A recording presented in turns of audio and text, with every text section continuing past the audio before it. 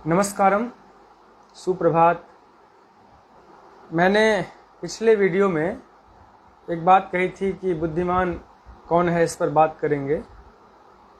तो एक विद्यार्थी ने रिक्वेस्ट किया कि सर इसको तो सबसे पहले क्लियर कीजिए। प्रश्न है कौन है बुद्धिमान। जवाब बहुत तार्किक ढंग से देने की कोशिश करते हैं। बुद्धिमान कौन है? जो बुद्ध है। बुद्ध कौन है?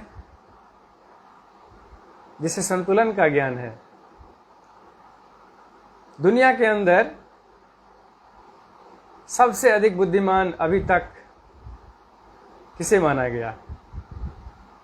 आप सोचिए जरा। एक ही व्यक्ति है जिसे बुद्ध कहा गया। हालांकि हिंदू मेथड में पहले भी बुद्धा अवतार हो चुका है, लेकिन इंटरनेशनल लेवल पर किसी को बुद्ध के रूप में अगर स्वीकार किया गया तो वो महात्मा बुद्ध को स्वीकार किया गया। तो जो बुद्ध है वही बुद्धिमान है। तो क्या सभी बुद्धिमान हो सकते हैं? हाँ, बिल्कुल हो सकते हैं। कब? तो जब उन्हें संतुलन का ज्ञान हो जाएगा। इसलिए मैंने कहा कि बुद्ध वो है जिसे संतुलन का ज्ञान है। संतुलन क्या है? सवाल है कि संतुलन है क्या? संतुलन है बुद्ध की भाषा में, बीना की तार को इतना मत कसो कि वो टूट जाए, इतना ढीला मत छोड़ो कि वो बजे ही नहीं, उसको संतुलित रखो कि उसमें से मधुर स्वर निकले। यही है संतुलित होने का ढंग। इसलिए मैंने कहा कि बुद्ध वो है जो संतुलित है, जिसे संतुलन का ज्ञान है। इनफैक्ट श्रीमद् भगवद गीता में भी, जो महात्मा बुद्ध से पहले का ग्रंथ है, उसमें भी संतुलन को जो है भगवान कृष्ण ने जीवन का मंत्र बताया, बुद्धिमान होने का मंत्र बताया। अब है कि संतुलन किस क्षेत्र में रखें, कैसे रखें।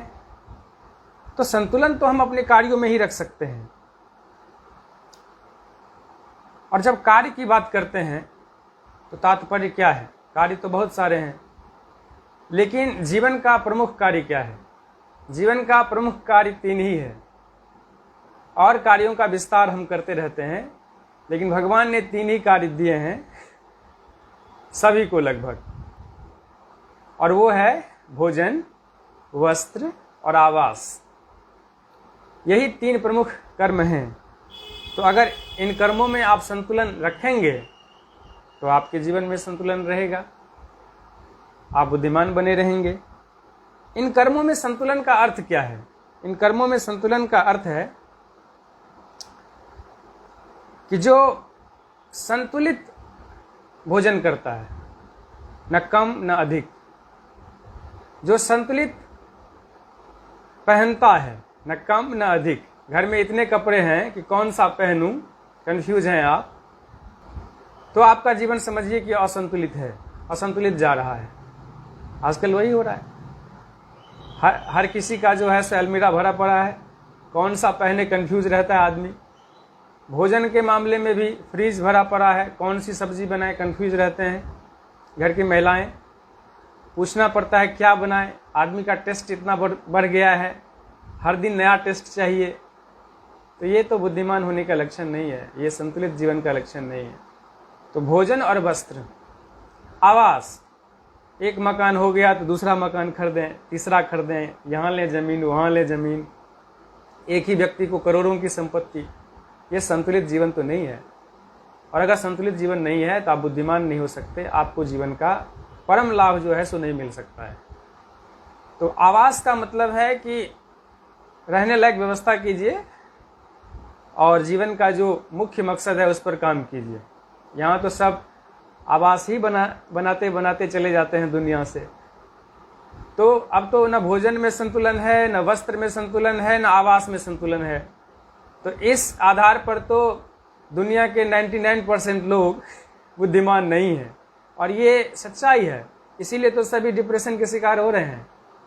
बुद्धिमान नहीं होंगे, संतुलित नहीं रहेंगे तो डिप्रेशन का शिकार होना है उनको। तो हम देख पा रहे हैं कि न भोजन में संतुलन है, न वस्त्र में संतुलन है और न आवास में संतुलन है, जबकि ये 3 प्रमुख जीवन के कार्य हैं। इसमें संतुलन का होना बहुत जरूरी है, तभी आप बुद्धिमान हो सकते हैं। ऐसा बुद्ध का परीक्षण है। इसी को बुद्ध ने आगे जो है सो अष्टांगिक मार्ग के रूप में बताया, और बताया कि अष्टांगिक मार्ग के माध्यम से कोई भी व्यक्ति बुद्धत्व को प्राप्त हो सकता है। कई लोग प्रश्न करते हैं, और मैं भी लोगों से पूछता हूं कि सभी जानते हैं कि बुद्ध को ज्ञान प्राप्त हो गया था। क्या ज्ञान प्राप्त हो गया था भाई? जब इस सवाल की पड़ताल करेंगे तो जवाब यही है कि बुद्ध को मेथड का ज्ञान हुआ था, ज्ञान की प्राप्ति भी हुई थी और वो उस मेथड को जान गए थे। तो मेथड को उन्होंने अष्टांगिक मार्ग के रूप में बताया, और भी उनके कुछ सिद्धांत हैं, लेकिन प्रमुख जो है अष्टांगिक मार्ग ही है, जिसमें इसी 3 प्रमुख कार्यों को, भोजन वस्त्र आवास को उन्होंने क्लासिफाई किया है 8 भागों में, और यह बताया कि जीवन में अतिरेकता जो है किसी भी क्षेत्र में, खूब खाने में, खूब पहनने में, खूब आवास खरीदने में, प्रॉपर्टी बनाने में, संपत्ति बनाने में, ये मृत्यु है।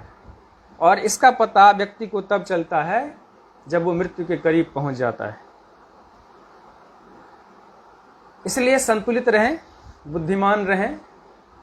जीवन में अगर अतिरेकता होगी, अधिक खाने पीने की प्रवृत्ति रहेगी, अधिक पहनने की प्रवृत्ति रहेगी, फ्रिज भरने की प्रवृत्ति रहेगी, अलमीरा भरने की प्रवृत्ति रहेगी, और जमीन जायदाद घर मकान बनाने की अधिक प्रवृत्ति रहेगी, तो आपको जीवन का परम लाभ नहीं मिल सकता है। आप बुद्धिमान नहीं हो सकते हैं। आपने अपने जीवन को यूं ही बिता दिया। इसका एहसास तब होगा जब आपका समय खत्म हो जाएगा। Limited time, you have limited time at all. मृत्यु के करीब पहुंचेंगे, फिर आप हिसाब लगाएंगे कि आपने क्या पाया क्या खोया, सब यहीं रह जाएगा। तो एक प्रकार से ये बेवकूफ़ी होगी। इसीलिए बुद्धिमान वो है जो संतुलित है, जो संतुलित जीवन जीता है। इसलिए संतुलित रहें, बुद्धिमान रहें, बेवकूफ़ी ना करें। अधिक अरजना, अधिक खाना, अधिक पहनना बुद्धिमत्ता की श्रेणी में नहीं आता है, बेवकूफ़ी की श्रेणी में आता है। अष्टांगिक मार्ग को उन्होंने इसी रूप में बताया, लेकिन उसका 8 विभाजन किया, जो सूक्ष्म विभाजन है, जिसके माध्यम से आप बुद्धत्व को प्राप्त हो सकते हैं। सूक्ष्म विभाजन क्या है, आइए जानते हैं। पहला है सम्यक दृष्टि। अष्टांगिक मार्ग का जो पहला पद है वो है सम्यक दृष्टि। सम्यक का यहाँ अर्थ ही है संतुलन से, बैलेंस से, मतलब देश काल परिस्थिति के अनुसार जो बैलेंस्ड हो। उसके बाद है सम्यक संकल्प, सब में लगा है सम्यक। और इस सम्यक का अर्थ क्या है? वही बिना की तार को इतना मत कसो कि वो टूट जाए, अब बिना की तार को इतना ढीला मत छोड़ो कि वो बजे ही नहीं। ये रहस्य है, मैं बता रहा हूं आपको। इसी प्रमुख ज्ञान को, इसी ज्ञान वाक्य को उन्होंने प्रत्येक पद में प्रयोग किया और सबके पहले सम्यक लगाया, अर्थात संतुलित, राइट, बैलेंस्ड, देश काल परिस्थिति के हिसाब से। पहला है सम्यक दृष्टि, दूसरा है सम्यक संकल्प,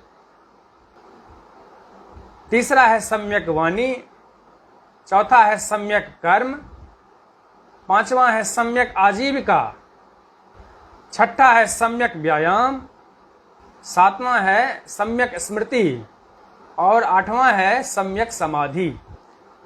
यही 8 जो हैं सो बुद्ध के अष्टांगिक मार्ग हैं, जो प्रमुख 3 कार्य हैं भोजन वस्त्र आवास मनुष्य के जीवन के, उसी का यह क्लासिफिकेशन है बैलेंस्ड होने के संदर्भ में। तो जो बैलेंस्ड है, जैसे संतुलन का ज्ञान है, उसे ही जीवन का ज्ञान है, वही जीवन जी रहा है, वही बुद्धिमान है, और उसे मृत्यु शैया पर भी जीवन जीने को लेकर कोई पछतावा नहीं होगी। तो बुद्धिमान का अर्थ बिल्कुल ही स्पष्ट हो गया। उम्मीद करता हूं कि आप सभी को ये वीडियो जरूर अच्छा लगेगा। अच्छा लगे तो अच्छी विचारों को लाइक करना चाहिए, शेयर करना चाहिए, सब्सक्राइब करना चाहिए। अच्छा लगे तो, अन्यथा नहीं। अगर मेरा ही वीडियो गलत चीज़ को प्रमोट कर रहा है तो ऐसे वीडियोज़ को न लाइक करें, न सब्सक्राइब करें, न शेयर करें। ऐसा कोई भी वीडियो अगर YouTube पर आपको दिखता है जो समाज के संतुलन को बिगाड़ता है, आपके जीवन के संतुलन को बिगाड़ता है, गलत चीज को प्रश्रय देता है, तो ऐसे वीडियोज को न लाइक करें, न सब्सक्राइब करें, न शेयर करें। यह भी आपकी एक समाज सेवा होगी, जान लीजिए।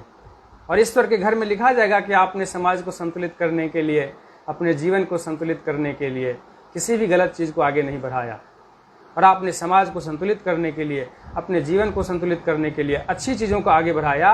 ये पुण्य में काउंट होगा और ये भी संतुलन की श्रेणी में आएगा।